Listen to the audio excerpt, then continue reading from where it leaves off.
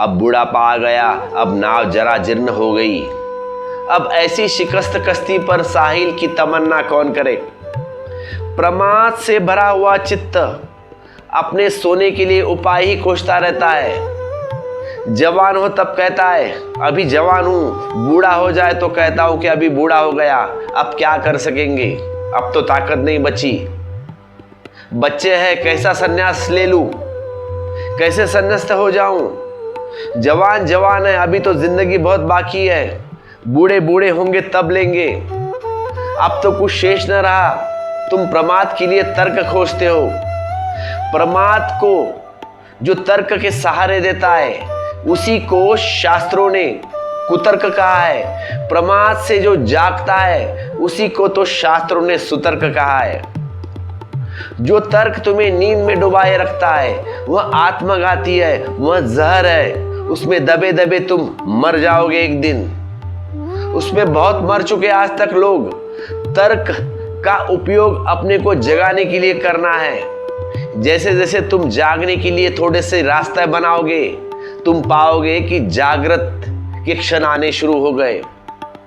तुम जितना जितना जागृत के लिए उत्सुक होने लगोगे, प्रतीक्षा करने लगोगे, उतने ज्यादा क्षण आने लगेंगे। जिसे तुम चाहते हो वह आ ही जाता है देर अबेर। बुद्ध का एक बहुत अनूठा वचन है कि आकांक्षा विचार सोच समझकर करना, क्योंकि आकांक्षाएं पूरी हो जाती है। जैसा तुम चाहते हो वह आ ही जाता है देर अबेर। तो आकांक्षा सोच समझकर करना, नहीं तो पछताओगे। अगर धन मांगा तो धन आ जाएगा, पद मांगा तो पद आ जाएगा, एक दिन आ ही जाएगा। आदमी जो चाहता है धीरे धीरे उसी की तरफ खींचता है। जिसकी आकांक्षा होती है उसका प्रयास भी होने लगता है, जिसका प्रयास होता है उसकी प्राप्ति भी होती है। तो सोच समझकर मांगना परमात्मा से, क्योंकि जो मांगा है वह मिल ही जाएगा। इसीलिए विचार कर मांगना, नहीं तो पछताओगे, नहीं तो रोगे। क्योंकि इतने दिन मांगने में गए, इतने दिन जो मांगा उसको इकट्ठा करने में गए, अब वह मिल ही गया और कुछ भी नहीं मिला।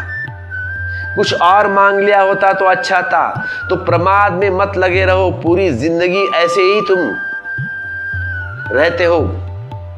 ये जिंदगी है तुम्हारी, एक गहरी नींद जिसमें तुम कहते हो बहुत हो, होता कुछ भी नहीं।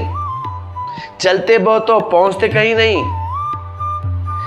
जिसे तुम सिर्फ बोलते हो ना कहीं पहुंचा, इम्पॉसिबल बात है। जिसमें तुम सिर्फ मरते हो, जीते नहीं।